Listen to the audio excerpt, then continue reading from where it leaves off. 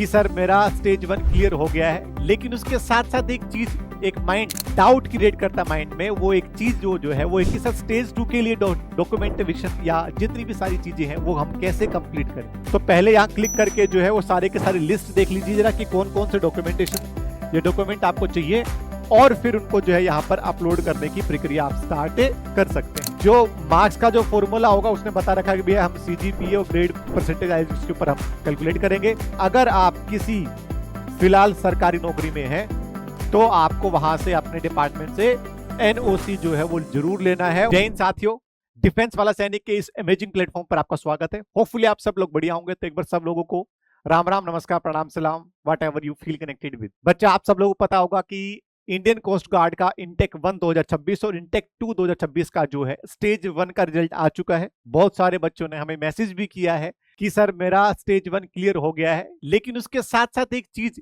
एक माइंड जो doubt create करता माइंड में, वो एक चीज जो है वो एक सर स्टेज 2 के लिए डॉक्यूमेंटेशन या जितनी भी सारी चीजें हैं वो हम कैसे कंप्लीट करें।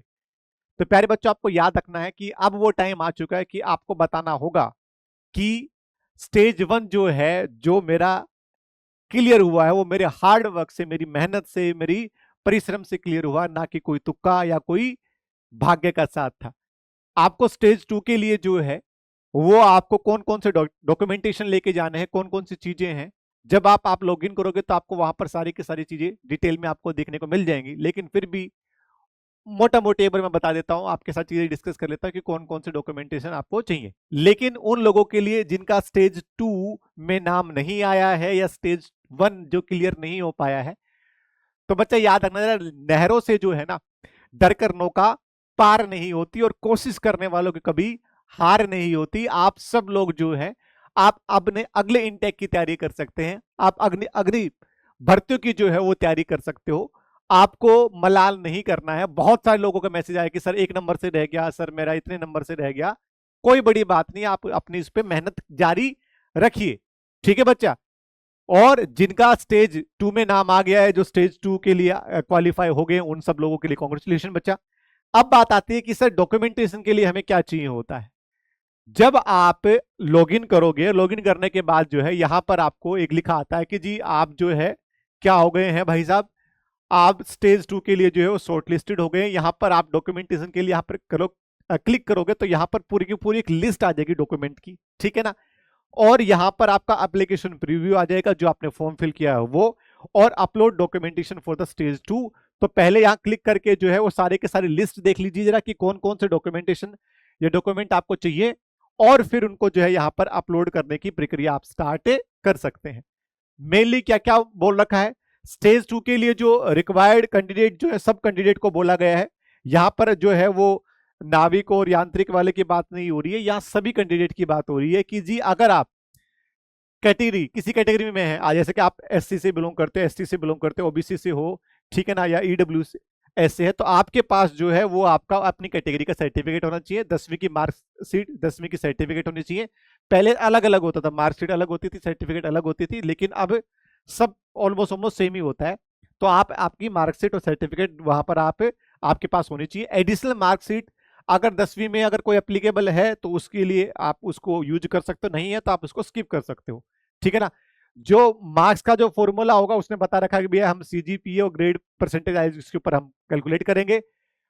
लास्ट वाला जो है वो बड़ा एक बार इंपॉर्टेंट हो जाता है। अगर आप किसी फिलहाल सरकारी नौकरी में है तो आपको वहां से अपने डिपार्टमेंट से एनओसी जो है वो जरूर लेना है, और वो जो है आपको क्या करना है, जब आप इसमें अपलोड करोगे तो वहां पर उसको फिल करना पड़ेगा, याद रखना बच्चा, ठीक है ना। इसके अलावा अगर जीडी के बारे में बात करूं, नाविक जीडी के बच्चों के लिए वही सेम चीज है कि सर 12वीं का सर्टिफिकेट आपके पास होना चाहिए, आपका मार्कशीट होनी चाहिए। इसके अलावा आपके पास जो है वो एडिशनल मार्कशीट वगैरह अगर है तो ठीक है, कोई दिक्कत वाली बात नहीं है। ये 2 चीजें तो आपको जरूर लेकर जानी है। यांत्रिक के लिए जो है वो आपको याद रखना है, डिप्लोमा ऑफ पासिंग सर्टिफिकेट, जो आपका डिप्लोमा आपने कर रखा है उसका आपको पासिंग सर्टिफिकेट आपको पता होना चाहिए। बाकी सारी चीजें जो है ना वो सेम ही है, ठीक है ना। Marksheet of all year semester of diploma ये आपके पास होनी चाहिए, ठीक है। तो थोड़ा सा ध्यान देंगे यांत्रिक वाले कि 10वीं 12वीं के बाद 12वीं के बाद तो मतलब बेसिकली ऐसा ही है, बाकी और 10वीं वाला भी जो है आप सर्टिफिकेट लेके चले जाना साथ साथ में, कोई इशू उसमें नहीं होने वाला है। तो यांत्रिक कैंडिडेट जो है यहाँ पर ध्यान रखें। यहाँ पर देखो मैं ऑलरेडी बता चुका हूँ, ठीक है, 10वीं का तो हर एक जगह चाहिए भैया। डेट ऑफ बर्थ के लिए जो है वो आपका डीओबी के लिए जो आपका जो एक कह सकते हैं वो वेरिफिकेशन के लिए जो आपको जरूर जो है वो 10th वाला जो है वो आपको हमेशा रिकमेंड करते हैं, चाहे वो कोई भी एग्जाम हो। अच्छा जी, इसके अलावा आप सब लोग जो है, ठीक है ना, आराम से जो है आप इन टेलीग्राम चैनल, व्हाट्सएप चैनल, इन पे आप ज्वाइन हो सकते हो। और आप लोग जो है, आपको शायद इस वीडियो के लास्ट में जो है आपको लिंक में जो है आपको गूगल फॉर्म मिल जाएगा, आप उसको फिल कर दीजिएगा। आगे स्टेज 2 के अंदर आपकी हम कैसे हेल्प कर सकते हैं, क्या क्या तैयारी आपकी हम करवा सकते हैं, वो सारी की सारी डिटेल्स आपको यहाँ पर देखने को मिल जाएगी। एक बार फिर से मैं बोल देना चाह रहा हूँ कि जितने भी सारे बच्चे हैं जिनका सिलेक्शन हुआ है, स्टेज 1 क्लियर होकर स्टेज 2 में जो गए हैं, आप सब लोगों को ढेर सारी बधाई। लेकिन वो कभी मायूस मत होना जिनका कोई आधा नंबर 1 नंबर से गया है, क्योंकि अब की बार कट ऑफ ज्यादा गई है। और मैं हमेशा बोलता आ रहा हूँ कि बेटा जो इंडियन कोस्ट गार्ड की परमानेंट वैकेंसी है, यहाँ पर अब ज्यादा लोग फोकस करते हैं। तो अब वो टाइम चला गया है कि जी ऐसा ही है। अब इस फील्ड में भी आप कंपटीशन जो है वो हद से ज्यादा बढ़ गया है, इसीलिए आप लगातार तैयारी करते रहिए, डिफेंस वाला के साथ बने रहिए। हम आप सब लोगों को ऐसे ही वर्दी तक पहुंचाते रहेंगे, इसी आशा और विश्वास के साथ कि आप सब लोग आराम से पढ़ेंगे, बढ़िया तैयारी करेंगे और वतन पर वर्दी होगी। अपना ख्याल रखिए। Love you all, take care. जय हिंद साथियों।